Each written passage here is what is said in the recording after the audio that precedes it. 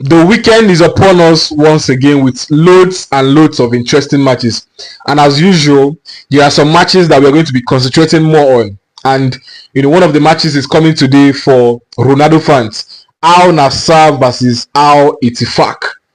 I'm going to be watching this match as well because Starboy John Duram has signed for Al Nassr and he has been balling his heart out. 4 goals already in 2 matches. He's the player that will surely bring trophies to Al Nassr. The long-awaited trophy since Ronaldo was signed. He was tipped to get trophies for Al Nassr, but unknown to Al Nassr, Ronaldo just came for business, just to make money for Al Nassr. And right now, they have signed John Duran, who is going to bring trophies to the club.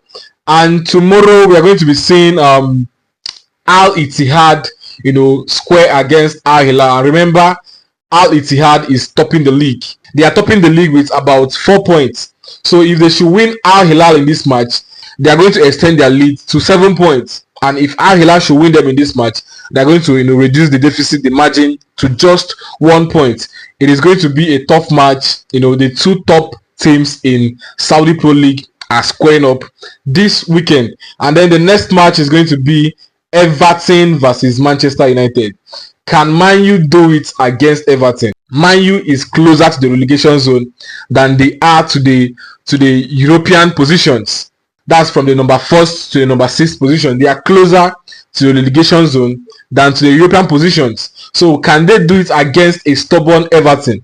Everton has been grabbing points against bigger teams, and it is going to be easier for them to also grab points against Manchester United. But can Man U do something against Everton? Can they grab a win? Until after the match, we can know. The next match is going to be Arsenal versus West Ham. Will Arsenal capitalize on Liverpool dropping points against Aston Villa? Will they? The Arsenal I know might draw or lose against this West Ham. The Arsenal I know. But then we are expecting Arsenal to capitalize on Liverpool dropping points against Aston Villa and at least reduce the deficit to 5 points with a game in hand, because Liverpool is also playing this weekend. So until after the match, we will know what Arsenal did in that game.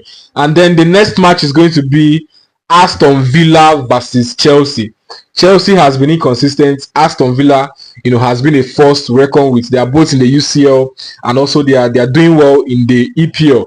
So can Chelsea do something against Aston Villa? A stubborn Aston Villa.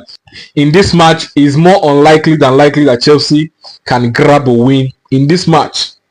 More unlikely. So until the 90th minute, we will know what happened in this game.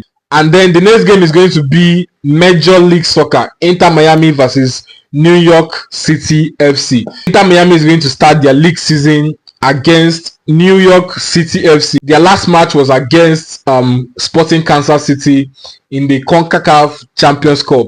But right here, they're going to start their Major League Soccer season against New York City FC, of which I'm expecting Inter Miami to do the usual, kickstart their season with a win and then keep flying higher.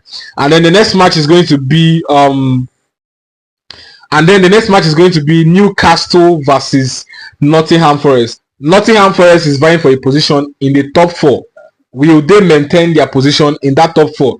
Newcastle happens to stand on their way this weekend. A win against Newcastle is going to be a huge boost because their next matches are going to be very difficult. And of course, Newcastle are going to pose a threat to Nottingham Forest in this match. And I won't be surprised if Newcastle win this game. But still, Nottingham Forest can still grab a win or even a draw in this match. The next match is going to be between Man City versus Liverpool, the match of the weekend. Manchester City trailed against Real Madrid in the UCL. Can they bounce back with a win against Liverpool? Now, will Liverpool drop points successively?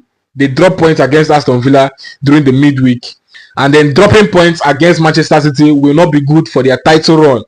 Dropping points against Manchester City will give Arsenal added advantage. Remember, if Arsenal wins that match, it is going to cut down to 5 points. And if Liverpool draws points in this match, that means Arsenal might still capitalize on their game in hand. So I'm expecting a very tough match. And obviously, considering the form of Manchester City, I'm tipping Liverpool to grab a win in this match. Some other matches that we might be concerned about will be that of Leverkusen away from home against Holstein Kiel. Another one is going to be Bayern Munich versus Frankfurt. Bayern Munich and Leverkusen are vying for the Bundesliga title, of which Bayern Munich is topping with 8 points. And dropping points right now will not be good for Bayern Munich as well as Leverkusen. The two teams will be aiming to winning their two matches. Any of these two teams that drops points, we will see one of the two teams either extending their lead or reducing the deficit. Bayern Munich will be extending their lead if they win their match and Leverkusen drops points, whereas Leverkusen will be cutting the deficit if they win their match and Bayern Munich drops points. And then another match that we might be concerned about will be that of PSG versus Lyon. Remember, Dembele is in red hot form, and even though Ligue 1 is not very popular, Dembele is doing wonders in Ligue 1, and we will not be surprised if we see news of Dembele racking up numbers this weekend.